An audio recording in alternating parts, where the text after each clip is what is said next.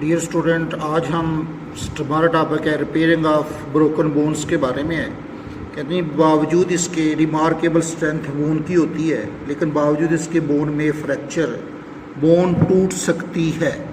अब इसके main causes जो हैं यंग एज में और हैं और ओल्ड एज में और हैं। यंग एज में क्या है कि गिरने की वजह से, रोड साइड एक्सीडेंट की वजह से, या बोन के ट्विस्ट होने की वजह से, स्पोर्ट्स के दौरान इंजरी की वजह से जो है बोन फ्रैक्चर कर सकती है।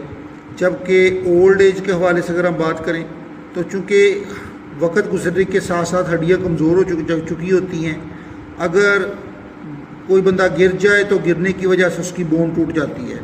अब इसका जो ट्रीटमेंट है, सबसे पहला स्टेप है उसमें रिडक्शन है, उसके बाद री अलाइनमेंट होती है। अगर रिडक्शन के हवाले से बात करें तो रिडक्शन की फर्दर 2 टाइप हैं, एक है ओपन रिडक्शन है और एक क्लोज रिडक्शन है। पहले हम स्टडी करेंगे ओपन रिडक्शन को। ओपन रिडक्शन में होता यह है कि जो फिजिशियन है वो सर्जरी परफॉर्म करता है, करने के बाद उसके ब्रोकन एंड्स जो है दोनों हैं that is secured with each other by means of wires और पिन्स। इन्हें उनको वायर या पिन की मदद से जोड़ देता है, उनको आपस में उनके ब्रोकन एंड को कॉकस कर देता है, आपस में मिला देता है। लेकिन अगर क्लोज रिडक्शन के हवाले से बात करें तो क्लोज रिडक्शन में फिजिशियन सिंपल अपने हैंड को यूज़ करेगा। यूज़ करने के बाद जो उसके दोनों ब्रोकन एंड्स हैं that is coax to each other, उनको आपस में कॉकस कर दिया जाता है।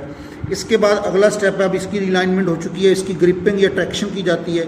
उसके लिए उसके ऊपर प्लस्तर चढ़ा दिया जाता है या फिर इसी तरीके से जो है उसको अच्छे तरीके से बांध दिया जाता है ताकि वो अपनी जगह से हिले ना। और अगर ग्रिपिंग और ट्रैक्शन के बाद हीलिंग टाइम की बात करें, नॉर्मली तो हीलिंग टाइम में 8 से 12 घंटे है, लेकिन अगर ओल्डर एज की बात करें तो उसमें ये लॉन्गर टाइम ले सकती है। वजह क्या है? चूँकि उनकी ब्लड सर्कुलेशन वेरी पुअर होती है, न्यूट्रिएंट्स कम होती हैं, इसलिए ज़्यादा टाइम भी ले सकती है। अगर कोई बॉडी की वेट बेयरिंग बोन है, इसके ऊपर वज़न आता है, तो डेफिनेट बात है उसमें भी ये टाइम ज़्यादा लग सकता है हीलिंग के प्रोसेस को। अब इसके बाद नेक्स्ट हम बात करते हैं इसकी मेन फेजेस के बारे में। तो ब्रोकन बोन की पहली फेज होती है हीमाटोमा फॉर्मेशन। हीम का मतलब ब्लड, और कहते हैं कि अगर कोई बॉडी के पार्ट के जिस मुकाम से बोन फ्रैक्चर करती है वहाँ पे जो ब्लड वेसल्स पाई जाती हैं, कैपिलरीज पाई जाती हैं, वो टार्न ऑफ होती हैं। जैसे ही ब्लड वेसल टार्न ऑफ होंगी, ब्लड डेब्रिस जमा होगा, और वो ब्लड डेब्रिस के जमा होने से शदीद पेन होगी, स्वेलिंग होगी, और जो नेबरिंग सेल हैं वो डिवाइड हो जाएंगे, न्यूट्रिएंट्स की, ऑक्सीजन की, उनकी डेथ हो जाएगी और उनकी डेथ हो जाती है। जब उनकी डेथ होती है तो डेफिनेट बात वहाँ पे फिर पेन और स्वेलिंग भी होना शुरू हो जाती है। अब उसके बाद दूसरी फेज़ आती है सॉफ्ट कैलस फॉर्मेशन। अब कहते हैं कि उसके बोन के फ्रैक्चर होने के 3 से 4 वीक के अंदर फाइब्रोब्लास्ट और ऑस्टियोब्लास्ट माइग्रेट करके जाते हैं, कैपिलरीज ग्रो करती हैं जो डेब्रिस को क्लियर कर देती हैं, और उसके साथ साथ क्लियर करने के बाद फाइब्रोब्लास्ट और ऑस्टियोब्लास्ट बोन को कंस्ट्रक्ट करना शुरू कर देते हैं।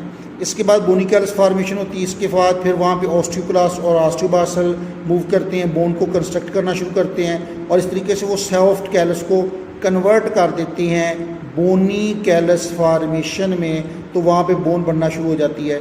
उसके बाद आखिरी स्टेप इसका है रीमॉडलिंग। अब रीमॉडलिंग में जब बोन मुकम्मल तौर पे कंस्ट्रक्ट हो चुकी होती है तो उसके बाद इसके ऊपर ये बिल्कुल ऐसी ही बिहेव करती है जैसा कि एक नॉर्मल बोन है, और उसी तरीके से ये स्टिमुलस के खिलाफ रिस्पॉन्ड करती है जैसा कि एक नॉर्मल बोन रिस्पॉन्ड करती है, ओरिजिनल बोन रिस्पॉन्ड करती है। इसके ऊपर एक्सेस डेपोजिशन होती है कैल्शियम फास्फेट की, इस जहाँ से बोन फ्रैक्चर हो चुकी होती है।